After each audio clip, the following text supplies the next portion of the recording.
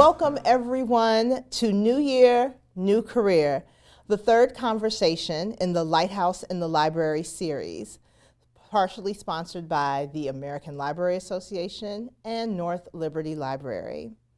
I'm Kelly Forkenbrock, your Public Services Librarian for North Liberty Library and your moderator for today's event. As we are 2 weeks into the new year, many in our community and in communities across the nation are seeking employment in this evolving job market. From adjusting to remote work to labor shortages affecting families, the prospect of a new career can be challenging, especially in the midst of a pandemic. Today is an opportunity to discuss these changes and to discuss how we navigate this new job market. I'd like to introduce our panel, some of our community's voices on employment and workforce here in North Liberty and throughout Johnson County. Trevon Talbot is a consummate professional and an articulate communicator. He has over 10 years of professional experience centering around aiding others, primarily focused on helping children and families achieve success. Currently, as a workforce advisor for the state of Iowa within the Iowa Works Agency, Trevon continues to assist individuals to the best of his abilities and remains committed to progressing the community. Jeff Schweitzer has a background in healthcare, but was fortunate to concurrently pursue commercial and residential design, development, and construction, which led to purchase and redevelopment of commercial property in North Liberty, working closely with businesses to support their success. It was a natural progression to join with ICAD in founding the third IC CoLab in North Liberty, where he continues to pursue entrepreneurial ventures. Tom Banta was born and raised in the Mountain West. He graduated from the University of Iowa with an economics degree and has worked in San Francisco, Austin, and the state of Iowa over his 20-plus year professional career. Tom brings experience in industry, academia, and community and economic development. He currently serves as the Vice President, Strategic Growth with the Iowa City Area Development Group. He enjoys the outdoors, cooking, and time with friends and family. All right, we will begin with our first question for the panel. The pandemic has touched every fabric of our lives, including the job market. What has been the biggest challenge or challenges the pandemic has had on your staff turnover or effectiveness of your hiring pool? Tell us a bit about how your hiring needs have evolved. Well, thank you, Kelly. And as you mentioned, I work with Iowa City Area Development Group. We're a local economic development entity, and we work primarily with the interstate commerce companies in the region. So although we don't do a lot of hiring ourselves, we're a team of 6 people. We may hire one person every couple years. We do work closely and have the voice of those organizations. The landscape has changed drastically. We've seen over the last year to year and a half the candidate pool itself dry up pretty significantly. So if companies were accustomed to 20, 30, 40 applications for a role, we had reports of organizations seeing 5 or less in many cases. And these tended to be roles that required individuals to be on site, hourly roles as well, but generally roles that required people to be in person on the job. Over this last year and a half to 2 years, candidate pools have dried up significantly. I think there's a lot of component reasons for that. Obviously, with the vaccine and being able to move through, the creation of that is started to loosen some candidate pools. The lack of childcare and the issues with childcare and childcare access have also had a significant impact on candidates and candidate availability. So I think that generally speaking, we've seen a significant decline in candidate availability for a variety of reasons. There are no single issues across this. It varies from person to person, and it's case by case. But It's had a large impact predominantly on those hourly in-person roles, those roles that require people on site, is what we've seen from a number of our employers in the interstate commerce sector. Awesome. Well, similar to Tom with our organization, as far as turnover goes, I mean, we see almost about the same amount of turnover that we have seen previously. In some cases, a little bit more because, as Tom had mentioned, there's a lot of different factors that are going into the job shortages across the state and across the country. That includes different things like early retirement or adapting to a single work income for a family, things of that nature, having to change how people work, being in person or working remotely. So all of these changes have affected our organization and many different organizations across. The biggest thing that we have seen really is people's availability. Are they available to work in the same way that they worked before the pandemic? So that's the biggest change that I think we would see, not only for our organization, but for the employers that we assist in trying to find job seekers to make their business successful. Jeff, how have any of the workforce changes impacted remote work? Well, representing the North IC CoLab, I can speak from the context of the experience that we've seen there. As one would imagine, as a location for people to go for remote workers, we've seen an increase that had actually occurred, had started honestly before the pandemic, but obviously with the pandemic occurring, it accelerated the transition to see more and more remote workers.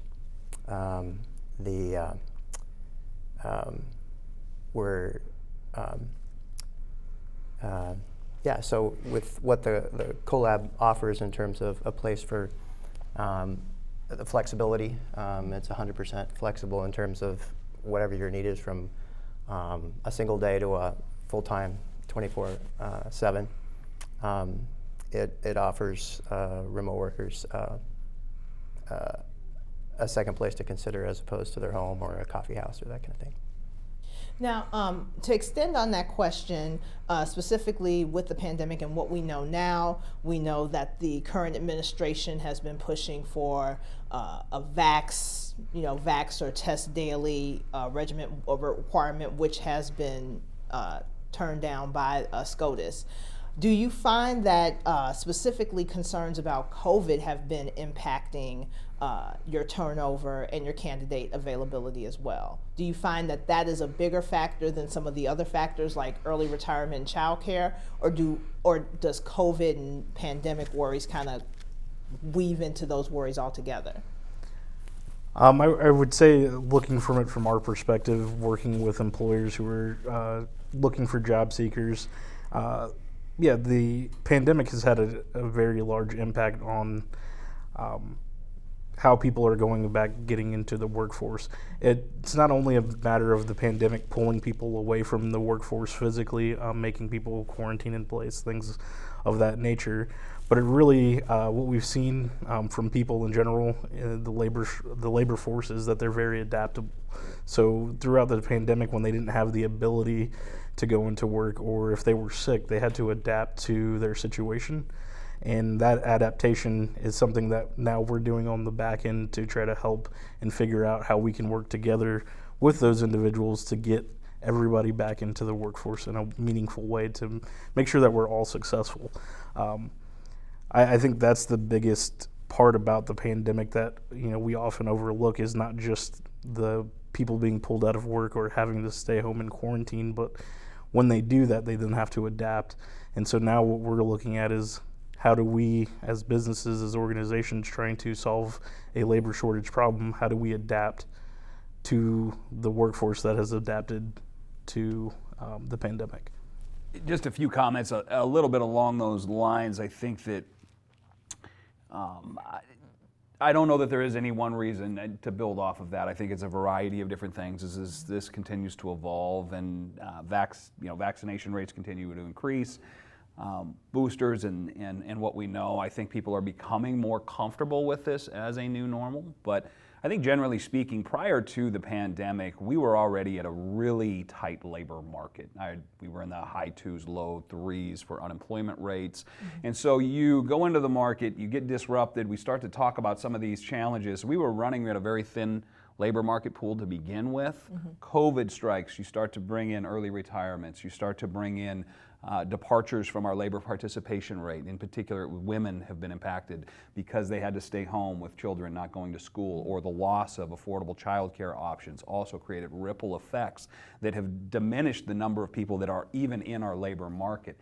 Concurrently, a lot of money has been injected into our economy, and many of these companies, especially in the interstate commerce sector, have seen significant growth and in many cases record outcomes in their business. So from an economic perspective, there's been significant economic momentum and a lot of growth in a lot of different sectors. So labor demands have increased in an environment that was already tight and then also was negatively impacted. So we're playing with a much bigger set of circumstances, I think, that have been exacerbated by the pandemic that was already a relatively delicate and fragile system. And I think it's going to take time. I think people have also used this time away to start to rethink what maybe they want to do with their future. It's created opportunities and pause for reflection. And so even if we brought everyone back into the labor market that were labor participants pre-COVID, I don't know that we have enough people to fill the jobs that are currently out there as well. So it's a much bigger discussion, I think, and it's certainly a systemic problem, and there are a lot of different levers that need to be addressed and pulled. So it's interesting times, and I understand why companies are challenged by this space, because it's unique to us. I don't think we've seen this in the past. So we're all trying to learn and kind of grow together. Yeah, and to add to that and put it in a little bit of perspective, even if we did have everyone who was capable and able to work in our labor force here in the state of Iowa, the labor reports all show that we have more jobs here in Iowa than we have people to fill them. So we're doing a really, there's a lot of recruiting outside of the state of Iowa. A lot of the direction that the state of Iowa is trying to do is to be forward in that and getting individuals not only in the state to get back into the labor force, but also to get laborers from other states to help out with that issue. Because that's the reality. We have more jobs than we do individuals to work with. So, and that brings out this is why I love having these discussions, because then we're looking at different layers. So now we're looking at a regional impact on the workforce. What does that regional reach look like as an employer in Iowa? Are you looking in specific places throughout the region for workers to fill in, or are you just kind of doing a one call around like is it going to be a national reach, or are you looking just at surrounding states to find folks to fill those jobs? I believe it depends on the employer. I mean, because we've seen economic growth in small companies, we've seen economic growth in the large companies, and I really think it comes down to each company individually on how far they would reach for that. I mean, we have some companies that are reaching beyond state lines to bring people in. We have companies that are expanding their reach and offering travel bonuses and things like that to make sure that people have incentives for getting to work. So there's really not one particular answer to that. It's really depending on the company's needs and how effectively they believe they can get individuals to come and work for them in the circumstances that they can provide. Jeff, with IC CoLab and with the pandemic happening, did you find that your current clientele were using your services more frequently once the pandemic happened? And if so, did their structure around how they ran their office spaces in CoLab change? Tell us a little bit about how those impacted your current clientele and bringing on new clientele. Sure. So I would say that the CoLab's membership probably reflected the typical society as everyone kind of reacted. Maybe slow at first, then realizing the magnitude. And we did experience some memberships, particularly the CoLab offers both offices and what we call collaborative space, where people can come in and benefit from a shared environment, both from a cost as well as a networking and collaboration of ideas and just knowledge. In those areas, probably we're the first to be impacted, where it's logistically it's an open room where people were. We saw that space kind of withdraw and lose a few members in that regard. But flying out big picture, I think everyone was pretty respectful and worked well together and acknowledged other people in the space, and people were good with masks. And from a big picture, it's actually been successful as far as traveling through it, and now I think we have our new normal kind of established, with new people coming back too. All right. Yes, lots of different perspectives on how the pandemic has shifted work and different factors on turnover and candidate availability. I want to shift to some questions about responding to the needs of employees. So remote working options such as IC CoLab and collaborative co-working spaces such as the spaces we have here at North Liberty Library. And of course, the request for work-life balance schedules. All of these are emerging as employment requests from many in our community. How does your organization respond to these needs?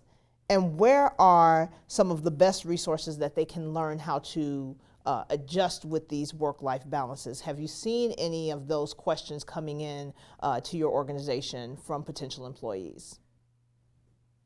We've definitely seen, actually, from not only employees but employers on what are ideas and what are good thoughts behind incentivizing individuals to come in. And one of the key things does go back to the work-life balance. One of the things that people were able to do in their times of sheltering in place or not having to go into work every single day was they were able to reflect on the things that they typically didn't get to see on a regular basis, being at home with their family more, or not having to make a commute every single day. That really changes your thought process on what you're doing and is what it is that you want to do in the future. So with that being said, I mean, a lot of organizations, a lot of businesses have tried to meet that challenge by being more flexible with their schedule, being more open in the interview process with talking with what the individuals need to be successful. When we've seen a lot of organizations go to more gig type work, where it's not necessarily you have a set schedule 9 to 5. It's more of when you're available, you come in, or when you like flex time, work, flexible hours, things like that. When we've seen that with a number of organizations, it doesn't work for every organization. Obviously, there's some things that you can't do remotely, and there's some things that are time sensitive, so they have to be done during certain times of the day. But we're starting to see some of the companies adapt, and we're seeing individuals adapt as well as in the interview process and making it known what their needs are.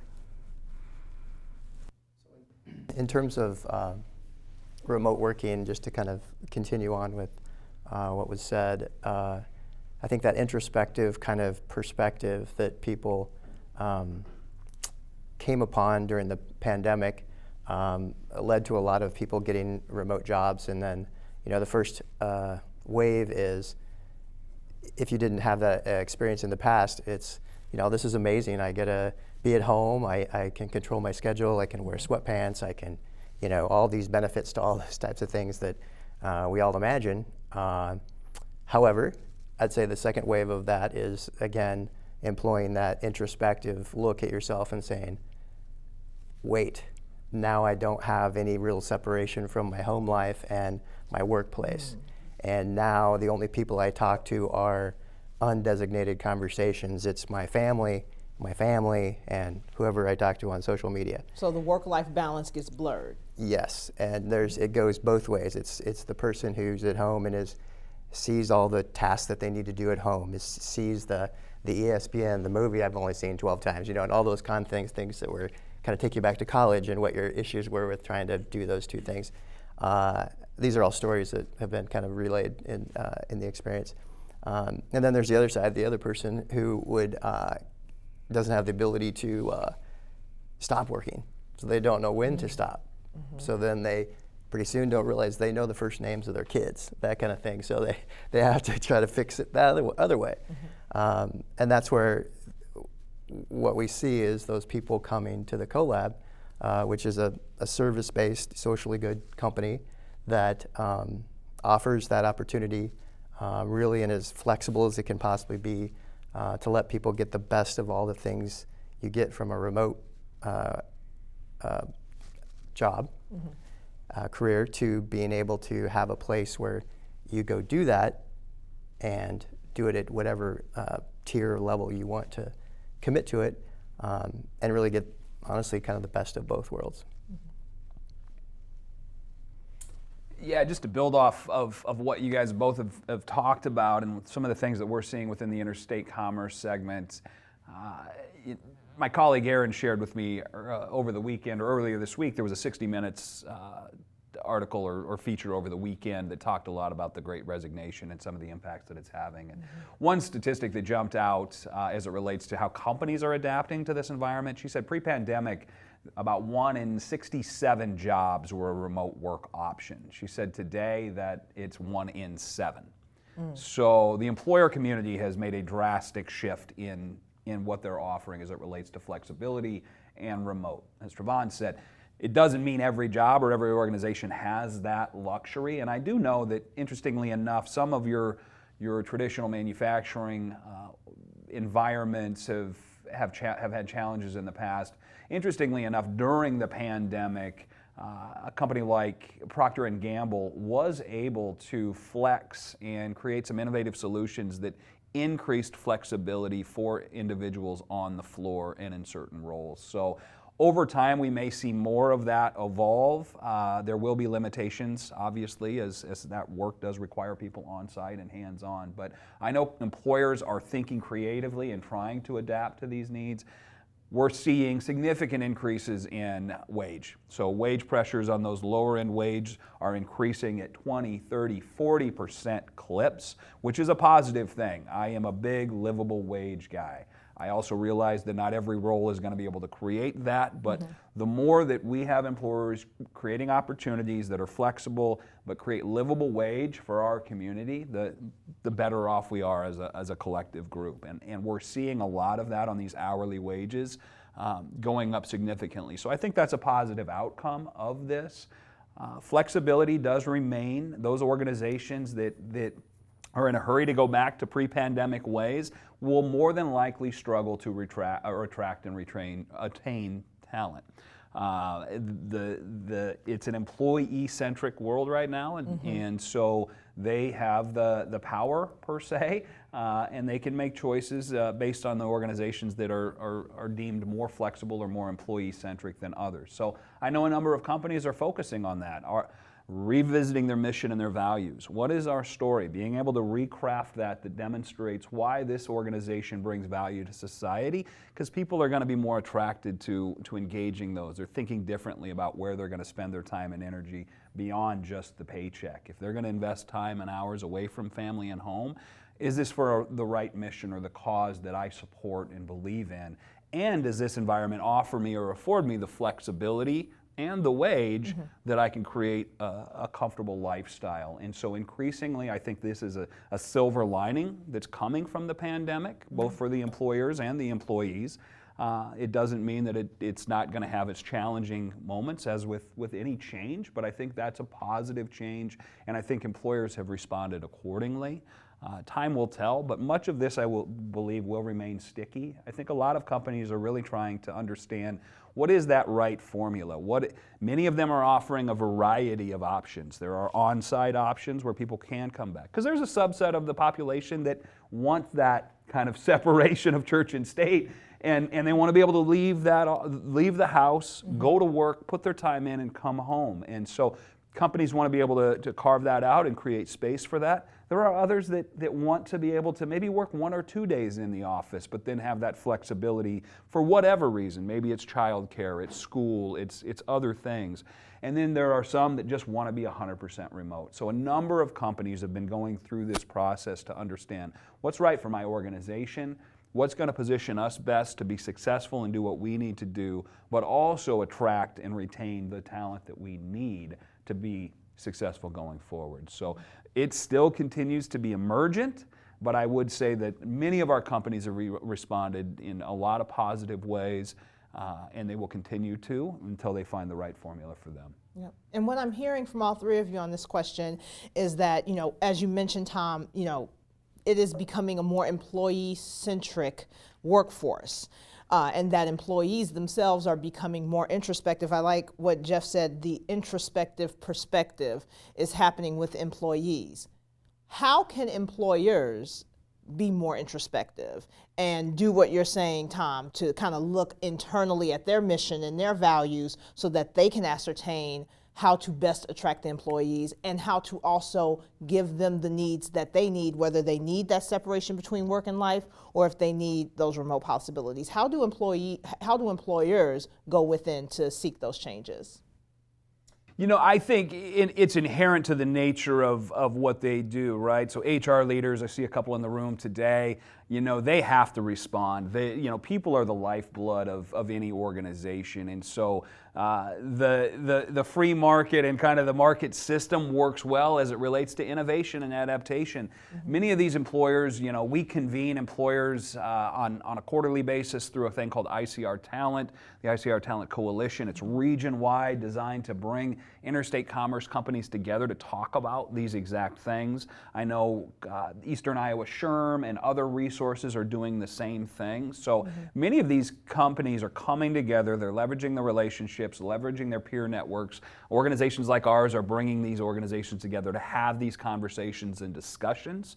And then there are emergent national trends that they're engaging and watching as well. So I think a lot of it is it's iterative and it's emergent as they come together and they try new things and they test things. And as things continue to shift with federal mandates as well as at the local level, they're trying to navigate those things as well. And in many cases, employers just want clarity so that they can build around it.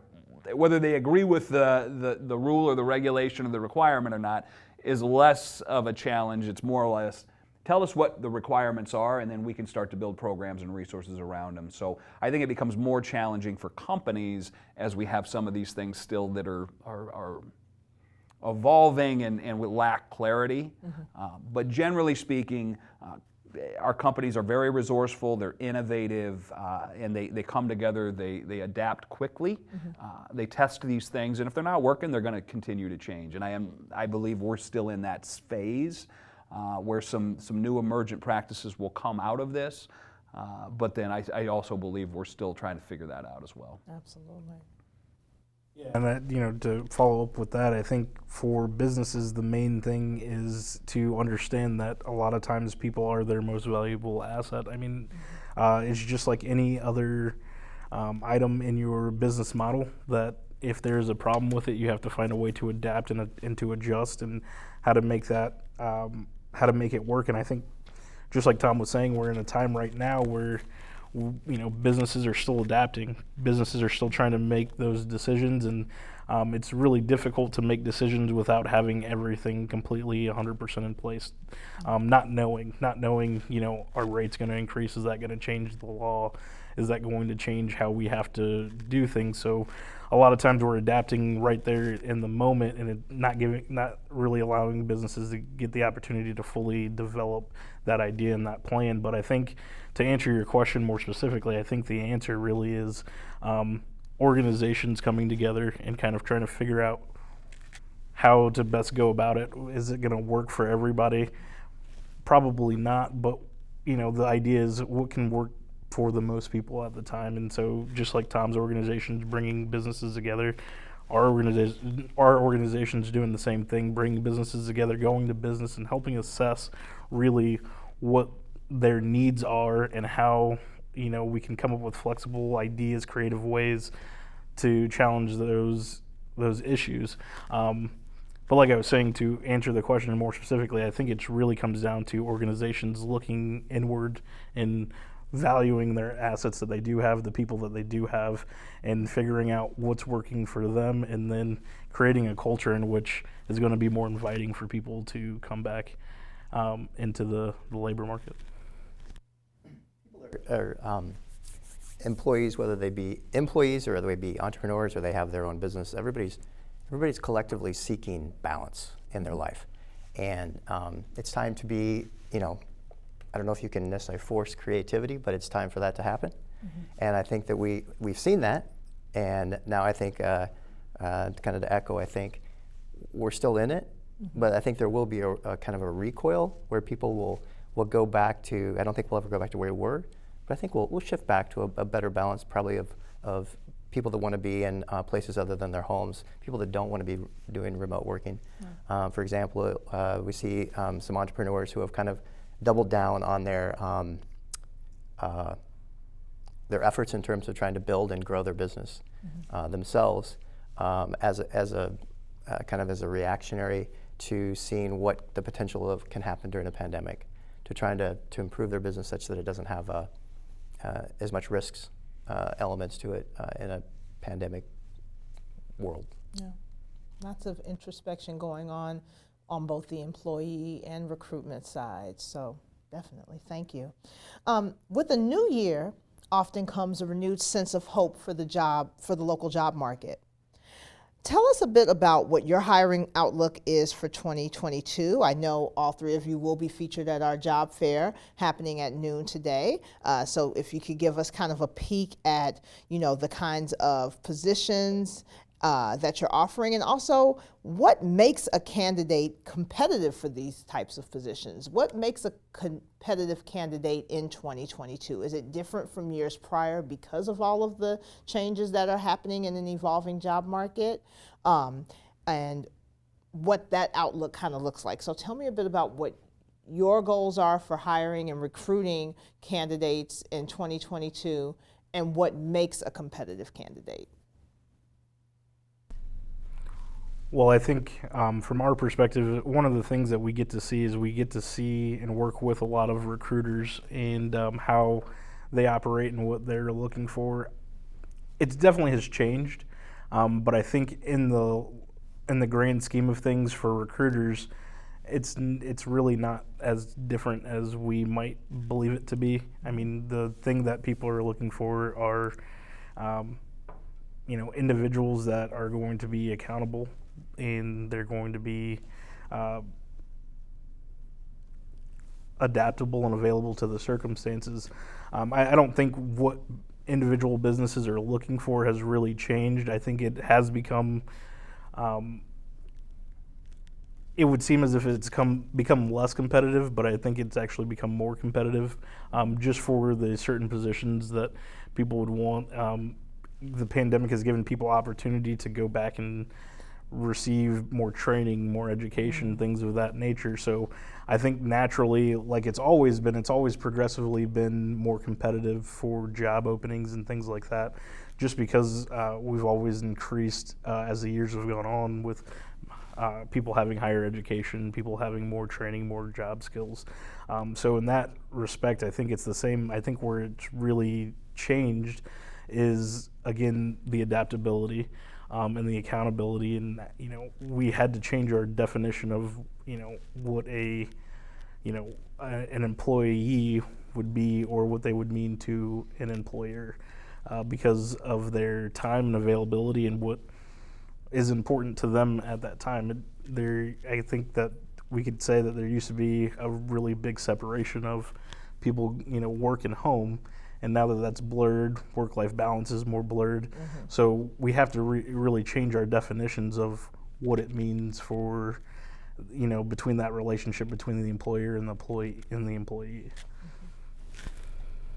Mm-hmm. To build on that, I really like what you said about some of the soft skill components, and that's what we're hearing about pretty consistently right now. So if you're a job seeker and you want to kind of set yourself apart, figure out ways that you can demonstrate your reliability, your consistency, your determination, your perseverance, your willingness to show up and do the job, do the work. I think that what I'm hearing from a lot of companies that are challenged to find people is a lot of the soft skill type stuff. More and more companies do a lot of the on-the-job training, and they have for years.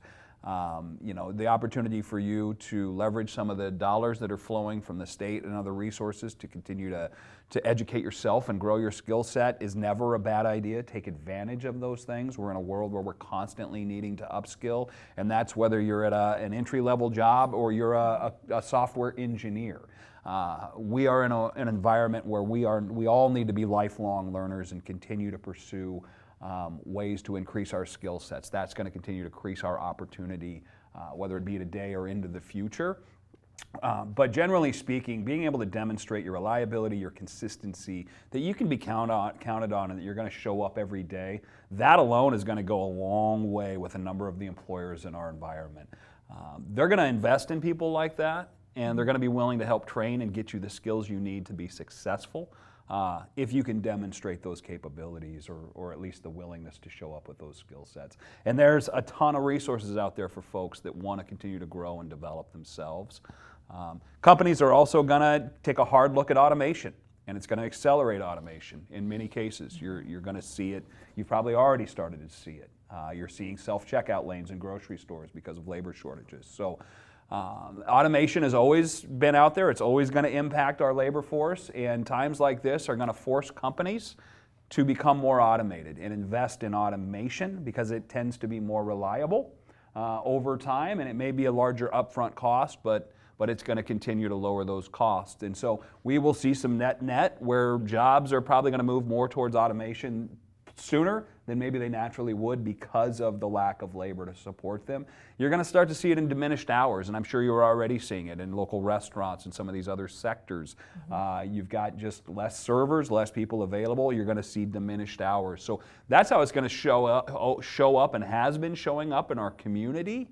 And times, if we don't have the labor for these things and there's not automation to address that, we're going to see more and more of that increasingly. But individuals that have those soft skills and a good work ethic and a willingness to learn should not have a problem finding opportunity in the community. There are jobs out there and people are dying to hire those individuals. Corridor Careers is a great resource. Iowa Workforce Development, like Trevon said, they're going to community and neighborhoods and meeting people where they're at. I commend you guys for doing that. I think it's a great tactic that you guys are using to get connected to individuals. And companies are out there and they want people. And so get out there, apply for the job, show up for the interview, because that's the other part of it. There's folks that are making applications and they're just not showing up for interviews, and so those are quick ways to really burn bridges and limit your ability to get hired. But that unfortunately tends to be a lot of what's going on in our employment environment right now, and it's creating a lot of frustration for the employers as well. And for those employees that really want to get through and have all the soft and the hard skills and that willingness, it creates noise that unfortunately limits their ability to get through to the top as well. So. I know that we mentioned soft skills and the need for soft skill components. How does a potential employee or a potential candidate or a job seeker who may not have worked with their soft skills so much, maybe they worked in an industry that was more manufacturing or more distribution and production, how do they hone those soft skills? What kind of resources, low cost or no cost resources, are out there to help them work on those soft skills? Well, there's a number of resources available to all individuals to receive soft skills, to receive any kind of skills realistically for the workforce. I think part of it is kind of what Tom was saying earlier. I think it's a mindset for us as a community to always be learning, always be invested in getting better, learning more. But I think from a business perspective is reinvesting in your employees, making time for the training to help them with their soft skills, because it might be a cost right now, but in the future, it'll definitely pay out with the increase in soft skills. So business investing, community investing, organizations just being committed to really pushing this idea that, we should always be learning, we should always be getting better, always training. All right. And then I wanted to talk about the automation aspect, because I know that, there is a higher frequency of automation. I was just at the grocery store yesterday, right before the big snowstorm, and it seemed like the self-checkout aisles have doubled at the grocery store I was at, and that sometimes can be discouraging. It's kind of this catch-22. We need the bodies in the workforce to do the job, but the bodies aren't showing up, so we need to automate some things. And then the people who do show up, who see the automation, think, oh, well, then my skills aren't needed. How do companies and organizations battle kind of that catch-22, where they need the automation, but they don't want to discourage folks in the workforce from applying for jobs? It's, I don't know that there's a great answer for that. I do generally believe that it is always going to be kind of a supply and demand scenario, and they're going to rely on kind of that dynamic to drive these things. And so if a grocery store, for example, a limitation to their ability to grow is through their checkout line and the number of people they can process and check out to create a customer experience, and they have an opportunity to invest in something, although maybe not ideal, but it allows them to continue to push through their throughput through automation, they're always going to invest in that. And I don't know that it's from their perspective, they don't look at it as a long-term disincentivizer, but basically just this is the environment in which we are in. The market conditions have driven us to that, and we owe it to our organization, to our shareholders, to make this adaptation. As with anything, as new automation comes in and replaces a role, and quite frankly, there are research from McKinsey Institute and others that say 50 to 60% of all jobs in the world today could be automated. So automation's coming, and that can be your accountant. It's not limited to your checkout line. So it goes back to, are you investing in yourself? Are you continuing to learn and grow as an individual? And that is that balance. Automation will always trump the need in the marketplace. Companies will fill that void whatever way they can and how they need to. Whether that sticks long term or not, time will tell, but in many cases these new automations do. So that requires a shift in what available opportunities are, and then it becomes incumbent upon the labor force to adapt their skills to those emergent needs. And so I don't know that it's about discouraging, but what it does say to the market is this role, given the interest based on the demand, it seems to be a role that people aren't really willing to fill. We're going to have to find an alternative to do that. Now you're going to have to explore new ways to enter our labor market. And that's incumbent upon you as an individual to go find those skills and resources to help you get to that place. Speaking just really briefly on, not from the CoLab perspective, but more drawing on my career prior kind of thing. Working in the past with automation in terms of hospital setting, there was a big, particularly when I graduated College of Pharmacy, there was a huge kind of storyline out there suggesting that a lot of pharmacists were going to be replaced by the automation, and the timeline for when that happened really was way slower. And although it did happen, what it really did is it allowed pharmacists not to be eliminated, but rather to progress on to different roles that were actually more appropriate for their skill set. And so with automation, I don't ever see that as an endpoint. It's an evolution where those people who are theoretically replaced are, it doesn't mean that they're necessarily at an endpoint. It means that they may move on to something that's far more desirable, far higher level achievement that they can have doing something else. So, Yeah, I'm definitely glad Jeff brought that up. I don't think that necessarily automation has to be looked at as a competition to the individual in the workforce. A lot of times when you do have that automation at the grocery store, it doesn't necessarily eliminate a position there for a cashier, but it can put them on other tasks. It can put them to work in, for example, in Hy-Vee, they might be able to do shopping for individuals, and that's another line of work for them, or working in another division of the store that they have. So I believe that there's going to be changes. Obviously, there's going to be less cashiers, so there's less cashiering positions, but that doesn't mean there's less positions within that organization. They could just adapt to a different role and doing something else that might actually help expand that company and create more jobs. It's just really a matter of time and investment and how things will progress going forward. I do want to talk a bit about some of that collaboration that needs to happen with companies and organizations. How do organizations collaborate and partner in order to expand the workforce and the candidate availability for both of their companies? Is it, and I turn to Trevon, especially because of your work with Iowa Works, are you finding that organizations are understanding that there needs to be more of a collaborative, introspective kind of community among employers now? Is that the culture that you're seeing emerging in the workforce?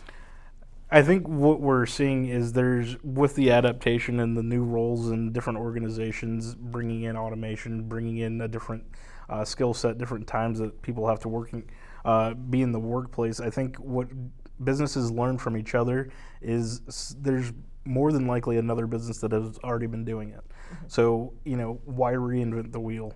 Talking amongst each other, you can have solutions that you might not have thought of, your organization might not have thought of, or another organization might be doing it a little bit better. But there's something that we can all each learn from each other, and bringing everybody together to kind of figure those things out is really what's key and what's important. Bringing everybody to the table, per se, doesn't necessarily mean that one organization has to take an idea from another, but if we're all brought to the same table and we can address the issues that everybody is having, just the freedom of ideas, the marketplace of ideas will allow that to progress in a way that'll be more successful for the community. One thing that we're doing just as an organization and have been for a while, the nature of what we do is convene companies and people to have these types of conversations. And so I had shared some of the ICR talent work that we do quarterly that is really drawing upon the 7-county region to bring companies together. Mm-hmm. As we go into this year, we work closely with the Iowa City Area Business Partnership, which is the traditional chamber of commerce that represents Johnson County. And so as another layer to that, we are going to be intentional and are in the process of reaching out to our employer network across Johnson County to invite them to come together and have much more Johnson County specific workforce conversations as a complement to this larger regional, with the goal of how do we bring the companies together inside of Johnson County, make sure that they're aware of all of the resources available to them to attract and retain and grow their talent pool, and at the same time, what are the emerging issues that they still are struggling with, and how do we start to talk about that? Because now in this new world, how do you start to onboard someone? Maybe you were a company that had 500 people on site and you've gone 100% remote, and you've hired 20 people in the last year and they're all remote. How do you start to build company culture? Mm-hmm. And how do you integrate those individuals into your culture? If they may never set foot into a building or only meet another coworker via Zoom. These are new issues for many companies, then they're struggling with it. Some have, and so how do you leverage companies that maybe pre-COVID or were always 100% remote from the get-go? They were founded on that. So we're really trying to be intentional about creating this space, inviting in the companies that want to have these conversations, from the retail kind of small mom and pop restaurant company all the way up to the Procter & Gamble's and ACTs, and get those folks in a room, figure out what are the topics and issues that are priority for them, and then start to connect them to those resources in our community. Where we have gaps, let's collaborate and co-create and figure out how do we start to fill those gaps. And so Iowa City Area Development Group, the Iowa City Area Business Partnership, at least at the Johnson County level, will work with Iowa Works and their team in this work. Kirkwood Community College is another partner in these conversations. But how do we bring these together? Let's meet on a consistent basis. Let's get these issues on the table, start to have these conversations, and then we can roll up at a quarterly level and have these regional conversations as well. And so build this learning network across our counties and across our region to become better.